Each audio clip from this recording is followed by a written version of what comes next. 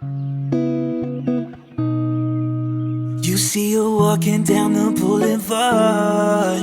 She got the posture of a superstar. She looks so fly in those Gucci slides. Yeah, I wonder what she hides under her. Hey guys, it's Kristen. Welcome back to my channel. If you are new here, I am a third-year Doctor of Physical Therapy student at Mercer University in Atlanta, Georgia, and I post videos here on my channel all about my journey in physical therapy school. So it means so much to me if you could take a second and subscribe to my channel down below. I am filming a sit-down video, and I got this idea because I was scrolling through my laptop the other day trying to delete some files to create more storage, and I found my PTCAS application in like a PDF form on my laptop, and I thought it would be so fun to share that with you guys. I know that PTCAS, which if you don't know what that is, it stands for Physical Therapy Centralized Application Service, I'm pretty sure, but basically it's like the equivalent of the Common App when you apply to colleges. It's just the standardized application portal to apply to physical therapy school, and I know that it opens in June for this cycle, so I thought this would be the perfect time to film this video and kind of share my application with you guys and my undergrad GPA, my undergrad science GPA, what I did for shadowing hours, my extracurriculars, what I talked about in my essay, all of that stuff. And I actually filmed a video very similar to this. It was my very first video on my channel, and it is still up. I apologize for how awkward it is, but it is also titled How I Got into Physical Therapy School. And in that video, I kind of just share general tips. I don't share anything like personally about my application, but if you still want to watch it, although awkward, I think I do talk about some pretty good stuff in there, so I will have it linked above here. But I did want to put a little disclaimer out there. I'm not trying to brag at all sharing my application. I'm not trying to say if you do every single thing I did, you're going to get into school. And this video isn't to make anyone feel bad or make anyone feel like they're not going to get into school if their stats are not identical to mine. People get in with a variety of different statistics, some way higher than me, some way lower than me. It's different school to school, and this is just to serve as a reference point because I know when I was applying to school, I was so nervous I wasn't going to get in. All through undergrad, I was like, what if I don't get in? What if I don't get in? And I just was so nervous about it. So I wish there was a video out there for me to watch to see kind of what the norm is, if you will, or what someone out there did get in, what their application looked like. And on the PTCAS website, most, if not all, schools post their average accepted statistics for their students. So that is also something that I always was looking at in undergrad. I had a list of schools I was interested in applying to and just would kind of always make sure I was on par with those students. So without further ado, I have my application pulled up on my laptop here. This case is from Amazon. It was super cheap. It's super good quality, and I really like it, by the way. I will link it down below in case you're interested. But I'm going to pull up the PDF of the application and get started with the video. Teddy is also kind of in the corner hanging out. I film in front of a window, so he likely will be staring out the window while I'm filming this. He also is pretty sleepy because he just woke up, but this is Teddy. He's a toy cockapoo if you didn't know. Okay, getting into the video. So I applied in the 2019-2020 cycle, and that was after my junior year, like the summer going into my senior year of college. I didn't take a gap year or anything in between college and PT school, so if you are in that same time frame, if you don't want to take a gap year, you should be applying the summer going into your senior year. Applications open in June. I will put the exact date on the screen. I will have to Google it. But I applied only to Mercer University. They actually don't do this anymore, but when I was applying, they had early decision, which means if you know you want to go to a certain school, which I knew I wanted to go to Mercer because it's in Atlanta and I was really set on staying in Atlanta, and I absolutely loved the program when I toured. So basically, you'd apply to that school, and if you're accepted, they tell you super early, like I knew in September of my senior year that I was accepted. And if you are accepted, you have to go to that school and you can't apply to any other schools. So I'm so sad they took that away because that was awesome. I only had to apply to one school, interview at one school, and even if I didn't get in, I would have known early enough to apply to a bunch of other schools. So sorry for you guys, that sucks they took it away. I don't know why they took it away, but they did. But yeah, only applied to Mercer 2019-2020 cycle. The first page is just my birth information, contact information, citizenship, yada yada. Not going to share all of that. All about my family and their jobs and such. Have I ever committed any crimes? No. Now, getting into the academic history portion. So the first thing under the academic history portion is the GRE scores. I will say I didn't do the greatest on the GRE. I'm not the best standardized test taker. I never did the best on SATs or anything like that. So I did get a 154 on verbal and a 154 on math to total a 308. And in writing, I got a 5.0. So I don't know if that's good or not. You guys can decide. I know most schools require a minimum of a 300 to even apply. So I got a 308, so I felt like that was sufficient enough. I did do super well on the writing portion. A 5.0 is in the 92nd percentile, and I had been reading online. It was a blog post. I will link it if I can find it, but it was talking about how important is the GRE for PT school, and people were saying oh, it's not really that important, just make sure you get above the minimum score, and if anything, the writing score is what's the most important, because as a PT, you need to be able to effectively communicate. So I felt comfortable with that score.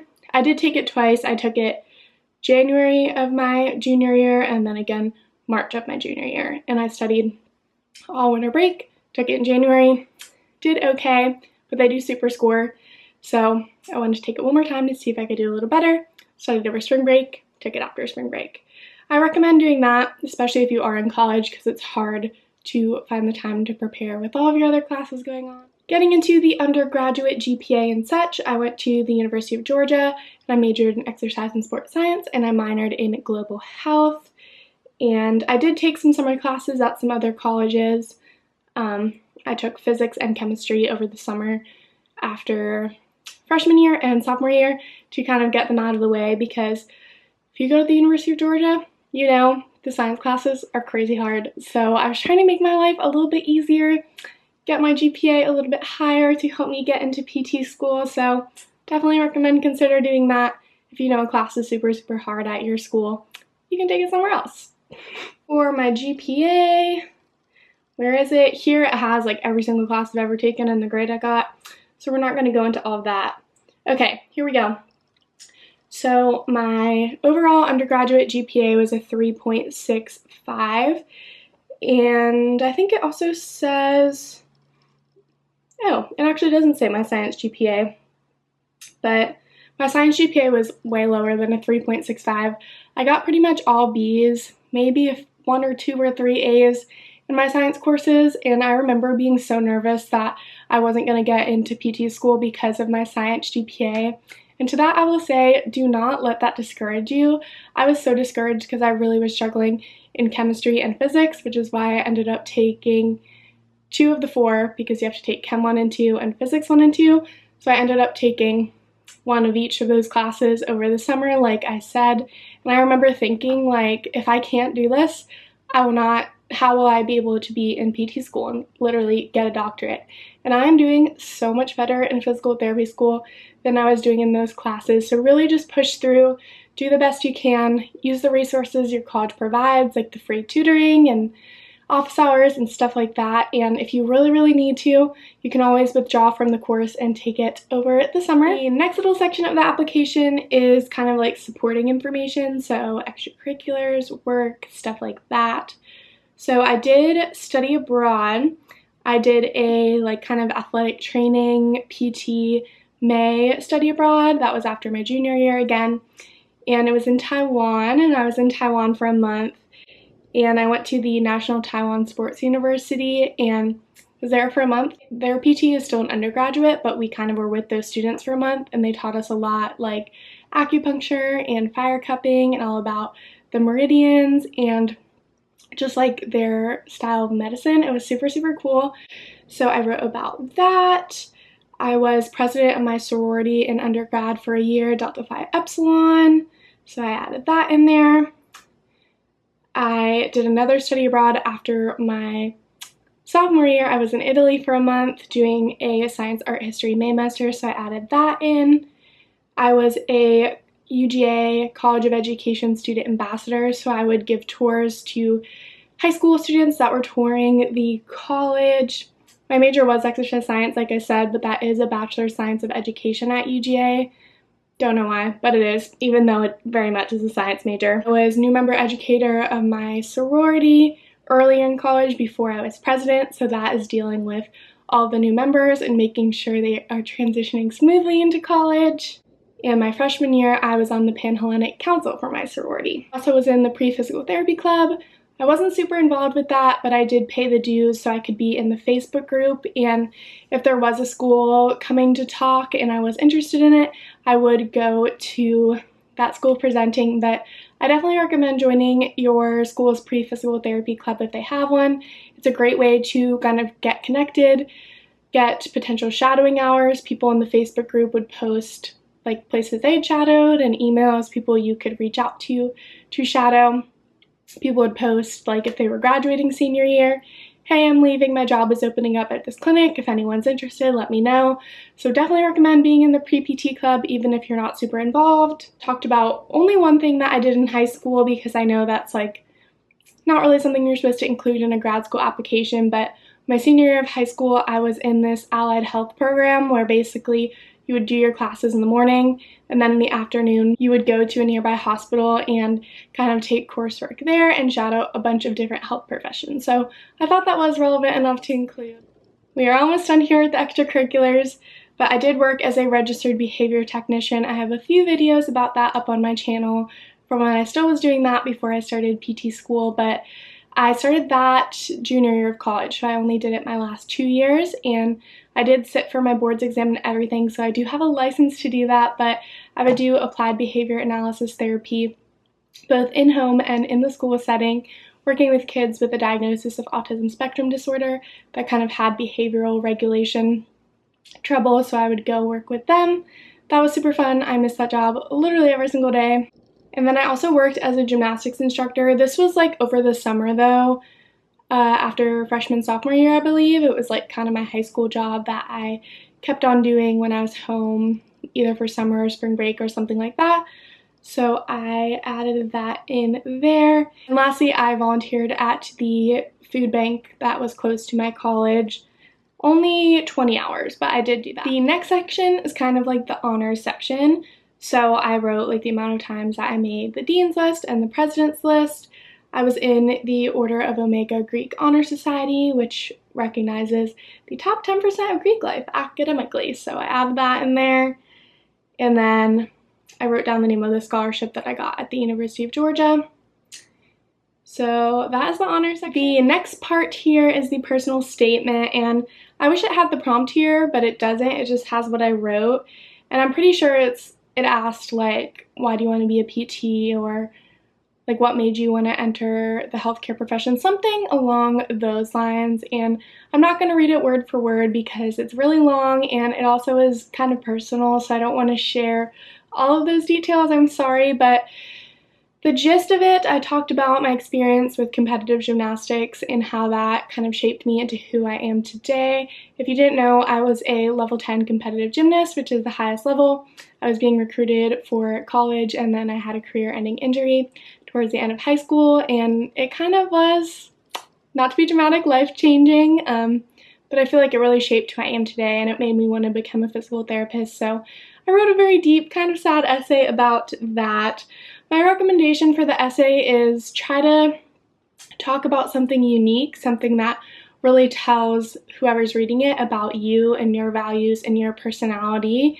They don't want to read a million essays about you shadowing a physical therapist who is super nice and the job seems super fun.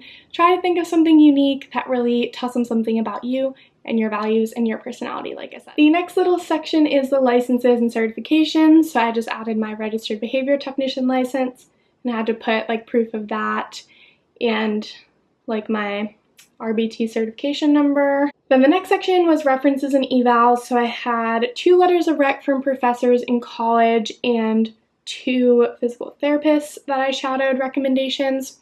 As for the professor recommendations, I remember being so nervous because I go to a really big school and I did pretty well in most of my classes, so I didn't really have to go to office hours unless it was for one of those harder science courses like I was mentioning before. So I was like freaking out I wouldn't be able to get a letter of rec. So just make sure you don't put it off till the very last minute. Every semester, just when it's starting, think, is there a potential professor this semester that I might want to get a letter of rec from? And if the answer is yes, just try to be super involved in class, participate, stay after class, go to office hours, make sure they know who you are so you have a solid 1 to 2 references. And I think some schools prefer them to be in your major, so that's something to consider as well.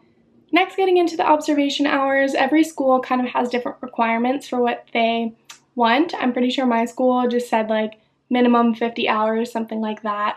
Some schools want like certain settings or higher numbers than that, lower numbers than that. So just make sure you're looking at the school you're applying to and what they want. But I tried to get as many as I could in as many different settings as I could. And I will say I did try to get a job as a PT aide because you get paid to help with little tasks around the clinic and you also can count that as shadowing hours. So it's a really quick way to get lots and lots of shadowing hours and get paid for it, which is the ideal situation, obviously, but I could not find a job because obviously everyone wants those jobs. So I feel like it kind of was a blessing in disguise because that led me into my registered behavior technician job, which I loved, and then allowed me to get kind of a more variety of shadowing experiences, whereas if I worked as an aide, I would have had 1,000 hours in one setting. But I guess there's pros and cons to both. So moving into my shadowing hours, first I shadowed, also, I would recommend trying to get the shadowing hours in your hometown when you're home over summer or breaks because everyone's going to be trying to shadow in your college town, so it will be harder. So that's a little tidbit. But the first place I shadowed was a kind of like med center, urgent care type PT clinic, and it saw a variety of outpatient ortho and workers' comp cases, and this was kind of like a family friend that I shadowed. So that's how I got that, and I did 100 hours with him one summer. Next, I did 25 hours in acute care at a hospital in my college town, and that is when I actually got through the pre-physical therapy ROTA Facebook group. Someone posted, hey, if you're looking for inpatient setting, this PT at this hospital is super nice, just email her, and I went with her a few Saturdays, so that was super cool. I know it's kind of hard to get inpatient shadowing hours. Next, another general outpatient ortho clinic. I did 30 hours there, and that was also in my college town. Didn't do too many hours, just a few hours here and there throughout one semester. Got 50 hours at a pediatric clinic one summer while I was home. I did 50 hours at an outpatient ortho and pelvic floor PT clinic in my hometown. Again, this was shadowing a family friend, so if you have any family friends that are PTs, that's also a good way to get shadowing hours because, like I said, it can be hard to be squeezed in and not all clinics want students there shadowing. That's all. So I'm not sure how many hours that is. I'll add it up and put it here, but I felt like I had a pretty good number. I think it is quality over quantity, honestly. If you can see more settings and have more to talk about, I honestly personally think that's better than having tons of hours in just one setting, and it can set you apart if you have kind of more unique experiences and in a variety of settings, because that shows the person that's interviewing you or reading your application that you know all the settings PTs can work in, you've seen it in a bunch of settings, and you know that this field is for you. So that was my application for physical therapy school. Pretty much you just need to answer the personal statement question and then fill in all of that: GRE, GPA, shadowing hours, extracurriculars. So I hope this video was helpful to you in any way at all. And again, like I said in the beginning, not trying to brag or anything, and just because I got accepted with these stats doesn't mean that you will if you do exactly what I did, and if you have lower stats than I did, that doesn't mean that you're not going to get in. This is just a reference point, and I got into my one program I applied to with this application, so that is what I'm sharing with you guys today. Thank you guys so much for watching this video. If you are applying to physical therapy school this cycle, I wish you guys all the best of luck, and I will talk to you guys in my next video. Bye!